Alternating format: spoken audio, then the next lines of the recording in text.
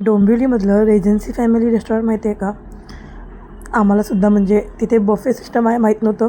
So ह्यांना कोणीतरी suggest केलं की छान मिळतं बफे सिस्टम म्हणून गेलो. तिथे मस्तपणे दुपारी जेवणाला गेलो होतो आम्ही. आणि तिथे बघा अशा म्हणजे आपल्या जावा आपण मस्त काही घेऊ शकतो, खाऊ शकतो. सो आम्ही 2 प्लेटच्या हिशोबाने घेतलं होतं. केशवला थोडासा राईस वगैरे घेतला आणि त्यानंतर आईस्क्रीम आणि हलवा वगैरे घेतला. जेवण छान होतं. त्याच्यामध्ये मला ना भाजी चपातीपेक्षा किंवा भाजी रोटीपेक्षा ना मला तिथे ते कॉर्न्स वगैरे जे होते ना ते जास्त प्रमाणात आवडले.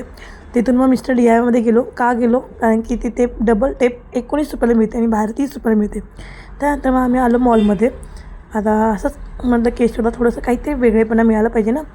मुलांना असंही आपण जास्त शक्यतो बाहेर जास्त जात नाही. आणि ते डोंबिवलीमधून जर मेट्रो मॉलला यायचं म्हटलं किती वेळ लागतो सगळ्यांनाच माहिती आहे. इतकं लांब आहे.